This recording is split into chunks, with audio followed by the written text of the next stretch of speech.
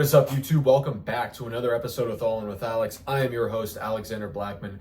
Today it is Sunday, May 18th, 2025. I hope you all are having a good one. If you're new to this channel, we drop the best daily sports picks across all major sports leagues. So make sure to hit that subscribe button, turn on notifications so you never miss a video.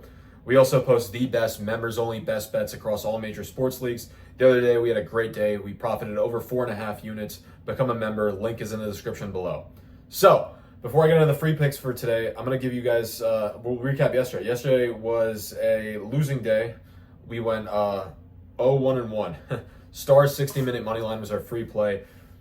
That fucking sucked because they won the game in overtime, but there was a breakaway right at the end of regulation, and that should have been a fucking penalty shot. I don't know what that was, but that sucks. And then they scored in like the first 5 minutes of overtime. Really tough loss right there. And then we had the Guardians' first five money line. They ended up losing this game, but this was a tie. I think it was like 1-1 at the end of five, so that was a void. Overall, though, minus 2 units, but is what it is. We had a good day the day before. And today I've got 3 picks for you guys today because there was no NBA yesterday. I've got a 2-unit NBA play, and I've got one NHL play and one MLB play. So without further ado, let's get into the picks we have today.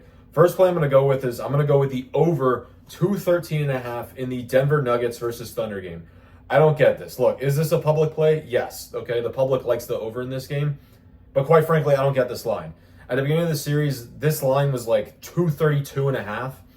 And in this series, despite the fact that we've had some low-scoring games and we've had some games where we've been on the wrong side of the over-under, this just doesn't make sense. This number is just way too low, and it's starting to creep up. It opened up at 213. It's moved up to now on a lot of sports books 214.5.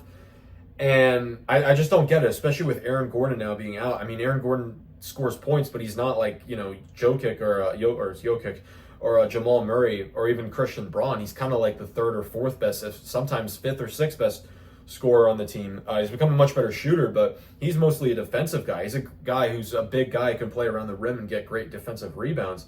I think not having him is going to be big, is going to make this a much more higher scoring game. And on top of that, the Thunder have been able to put up points even without Jalen Williams. Jalen Williams had 6 points in Game 6. He was fucking terrible, and the Thunder still put up points.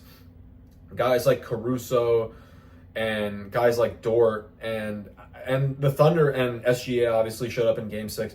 And I know the Thunder, obviously a lot of people don't trust them. A lot of people like Denver in this game.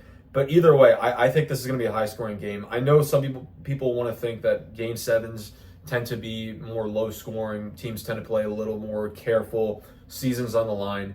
I still like the over 213.5. Love this play. It's a 2-unit play.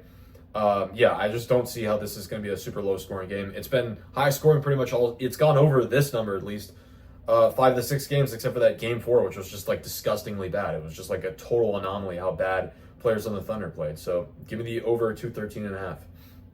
Next play I'm going to go with is the Panthers money line in the NHL. A lot of people are going to take the Leafs because they think they can get better value with the Leafs, and they think, oh, the Leafs are at home. This just screams like Vegas trap line taking the Leafs. The Panthers are just the more experienced team. The Leafs are a bunch of choke artists. They just, they won Game 6 in Florida, and I get that. But and everyone, because of that, is going to take the Leafs in this game.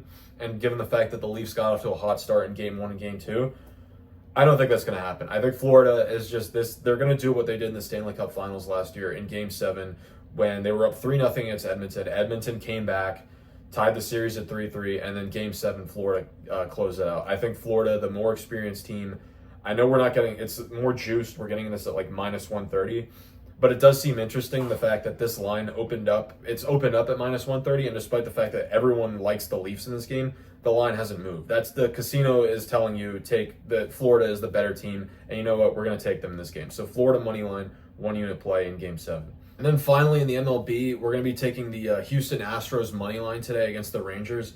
The Rangers have won the last 2 games. I just see this as a bounce back spot for the Astros, who I just think are, quite frankly, the better team. I know, and everyone's going to be picking the Rangers today. I think that's just a false move. I think this is a bounce back spot for the Astros. So give me the Astros money line, 1-unit play.